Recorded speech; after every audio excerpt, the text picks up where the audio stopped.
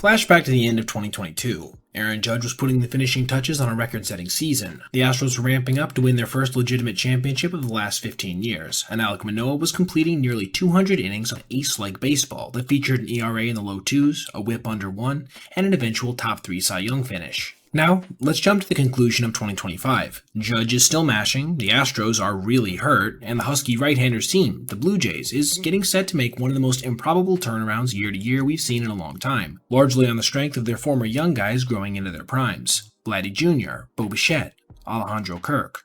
But one name is missing. Alex. Not only did he not make the postseason roster, he didn't throw even a single regular season inning. So, what the hell happened to Alec Manoah? We'll get there, but first, a brief backstory on his come-up and subsequent breakout. Manoah grew up in Homestead, Florida, standing out as a two-way player at South Dade High School, with a heater that could routinely reach the 90s and impressive exit velos. By his junior year in 2016, scouts were taking notice. He even played in the Under Armour All-America game at Wrigley Field. That's some serious recognition for a high school player. Still, Manoah went undrafted in 2016. He was considered raw as a prospect, and many assumed college would be a great opportunity to develop further. He committed to West Virginia, and immediately impressed. His freshman year in 2017, he made 19 appearances with a 3 ERA, earning Big 12 All-Freshman honors. His sophomore year in 2018 would be the first extended rough patch he probably ever encountered. He struggled with command in 23 contests, only making 8 starts with a 4 ERA and 1.5 whip. His coaches, in response, sent him to the Cape Cod League that summer to reset and work on his issues. It turned out that his stint with Chatham was exactly what Manoah needed. After dominating there, Alek came back for his junior year in 2019 looking like a completely different pitcher. Everything clicked. His fastball climbed more routinely into the mid-90s. His slider became a true A-plus weapon. And perhaps, most importantly, he found the strike zone with consistency. He earned Big 12 Pitcher of the Year honors with a 2.66 ERA and 12 strikeouts per 9, racking up 144 punch-outs in 108 frames. This all came with a whip under 1. The Blue Jays were impressed enough to select Manoah 11th overall in the 2019 draft, giving him first-round money and subsequent first-round expectations. After going undrafted 3 seasons earlier, Alek had become a top prospect. Many prospects, even out of college, take years to reach the big leagues and achieve any real measure of success thereafter. Manoah took 2 seasons. He dominated in his brief pro debut after getting drafted in 2019. Then 2020 hit, and the minor league season got canceled due to COVID. Like a lot of prospects, Manoah spent that year at an alternate site working on his craft. And immediately, once baseball returned fully in 2021, this work paid off in a big way. Despite throwing just 17 innings in his professional career to that point, he started the year with AAA Buffalo and proceeded to dominate like I'm sure few expected. In 3 starts, he pitched 18 innings, striking out 27 batters, walking just 3, and giving up a single earned run. Hold on for 1 second. I want to ask you a question. Would you like a chance to win 2 free tickets to your MLB team's opening day next year? That's right. Today's sponsor, Rico, is giving away 2 tickets worth up to $250 to your MLB team's first game in 2025. Now, what is Rico? Well, have you ever found yourself watching a YouTube video and thought, where can I get that tech or fashion or gadget? That's where Rico comes in. It's a new app that makes videos instantly shoppable. You can tap products directly inside videos and see where to get them. No more searching, no more looking, just instantaneous access. As for the giveaway, all you need to do is download the app via my link in either the pinned comment or description. The winner will then be announced on the 1st of December. Thanks again to Rico for sponsoring this video, and good luck to everybody that downloads. The Blue Jays couldn't ignore what they were seeing. The guy was ready for the big leagues. On May 27, 2021, Toronto called him up and threw him right into the fire. With his debut coming against the Yankees' max pressure, Manoah didn't just survive. He dominated. 7 strikeouts, 2 hits allowed, and just 2 walks. It was the kind of debut that immediately gets people talking about a pitcher. But that wasn't a fluke performance. Manoah kept dealing throughout his rookie season. On July 2nd, he set a Blue Jays record by striking out 7 straight batters against Tampa Bay. 7 straight. That made him just the 4th pitcher since 1974 to strike out 7 consecutive batters within his first 7 career starts. His 2 fastball variations, being a 4-seamer and sinker, were sitting routinely in the 93 to 95 range, generating consistent weak contact, but it was his slider that really stood out metrically, a sub-150 batting average against, near 40% whiff rate, and just 8 extra base hits given up against it. He also showcased a mediocre changeup, but not very prominently. Beyond even the impressive stuff, Manoah displayed remarkable poise for a rookie. He never seemed rattled, even when facing the heart of opposing lineups in high-leverage situations. Alek finished his rookie year with a 9-2 record, 3.22 ERA, and 127 Ks in 111 innings. For a guy who was starting his first ever full professional season, those numbers were incredible. but they were indeed only the prelude to what would be one of the greatest sophomore follow-ups possible. If 2021 was Manoah's introduction to the big leagues, 2022 was his coming out party as one of baseball's premier arms. From the very first start, he looked different. The power stuff was still there, but much more refined. By year's end, his walk rate had dropped from 3.2 to 2.3. By limiting his middle zone mistakes, he also cut his already low home run rate by 30% and gave up just 6.6 hits per 9. All of his numbers improved across the board, aside from strikeout rate. At this point, the hefty righty tipped the scales at 285 pounds, 25 pounds heavier than his draft weight. Still, at 6'6", this wasn't crazy or anything. He was agile enough to execute his delivery with consistency and strong enough to maintain his stuff deep into games. And rest assured, I'll get to why this is important in a bit. Manoah was throwing his slider in any count, locating his fastball on both sides of the plate, and mixing in his changeup, which at this point had become more of a prominent pitch for him, with effectiveness. Then came the All-Star game in Los Angeles. Manoah took the mound in the 4th inning and faced 3 batters. He struck them all out. The full season numbers were spectacular. A 16-7 record, a 2.24 ERA, 196 2/3 innings pitched with 180 strikeouts, and a whip under 1. He made 31 starts, never missing a turn. At this point, the entire league was paying close attention. When the season ended, he finished 3rd in AL Cy Young voting, behind just Justin Verlander and Dylan Cease. Mind you, once again, this was his sophomore season. He still was just 24 years old. People were calling him a righty CC Sabathia with that huge frame and bulldog mentality on the mound, naming him as a franchise cornerstone who could anchor Toronto's rotation for much of the next decade.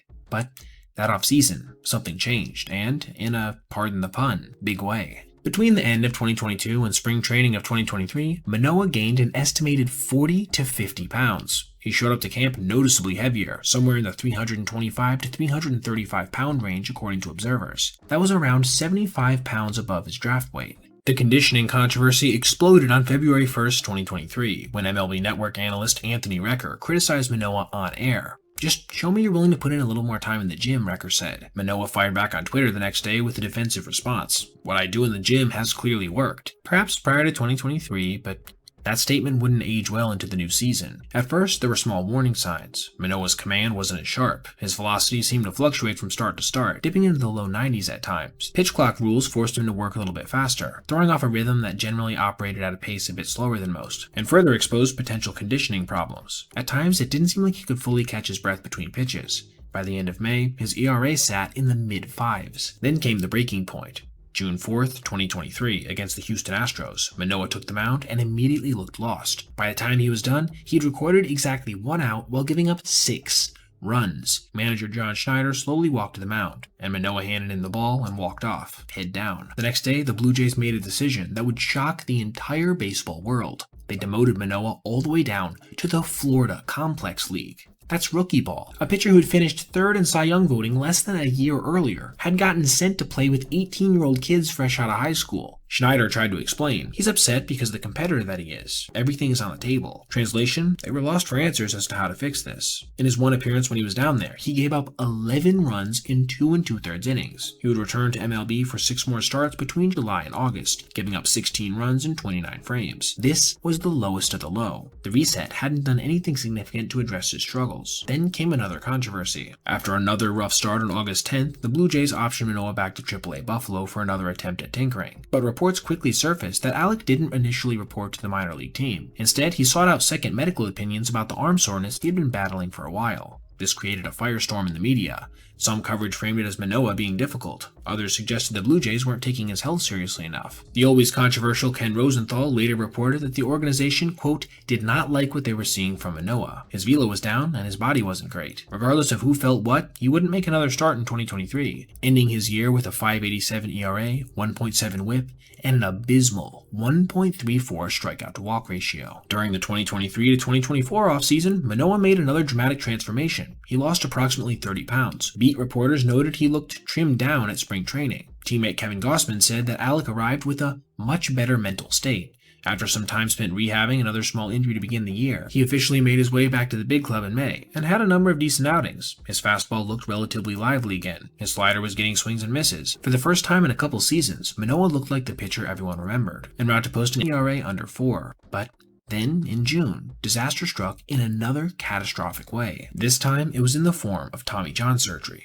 The operation put an end to his 2024 season before it ever really got going. After TJ, most pitchers take at least a year to get back on the mound. And the same was true of Alex. He spent all the way up until early 2025 rehabbing. By March of that year, he was able to finally throw bullpen sessions again. Then, on July 14th, over a year after his surgery, Manoah finally took the mound in a real game for the first time. It didn't go well. In the Florida Complex League, once again at basically the rookie ball level, he got shelled to the tune of giving up 4 runs with 2 walks and hitting a batter while recording just 1 out. It wasn't pretty. Through July and August, he worked his way through more rehab starts at AA and AAA. Along the way, it was notable that his velocity was down, sitting around 90 miles per hour instead of the 94 to 96 he'd shown at his peak. Still, through 7 starts at AAA Buffalo, he posted a 2.97 ERA. That looked good on paper, but underneath, the problems were obvious. He walked 18 batters in those starts while giving up 6 homers. His whip was near 1.4. The Blue Jays saw the writing on the wall. He would never get another chance to pitch in Toronto. On September 23, 2025, they needed to activate outfielder Anthony Santander, requiring them to free up a spot on their 40-man roster.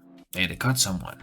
They chose Alex. After he became a potential waiver wire pickup, teams started passing one after another. The Rockies said no thank you, even though they had a 6.02 team ERA and desperately needed pitching. The White Sox did the same. So did the Nationals, the Twins, Pirates, and Angels all said no. Nobody wanted to touch the former Cy Young finalist, who was now throwing 90-mile-per-hour fastballs with no command. 3 days later, it was the Atlanta Braves that claimed Manoah off waivers. For Alec, it was a lifeline. The Braves immediately optioned him to their spring training complex in Florida. They'll probably spend the offseason trying to rebuild him from the ground up. A massive overhaul to his mechanics, a new conditioning program, a new mental approach. Each of these being something that no one could have predicted he'd need just a few years ago. So, how does a pitcher go from Cy Young finalist to getting cut in just 3 years? Well, there were 3 major reasons. The weight gain more than likely threw off his mechanics a bit. His decreasing athleticism seemed to not only impede his elasticity on the mound, but also his ability to get into power positions, resulting in a poor command and diminishing velocity. Former big league pitcher Dan Plesac directly noted that Manoah was commonly flying open with his front shoulder. Number 2, his notably poor injury luck besides this. The Tommy John surgery in 2024 suggests Manoah's arm soreness in the prior year might have negatively affected his performance as well. Elbow injuries don't happen overnight after all, they develop over time.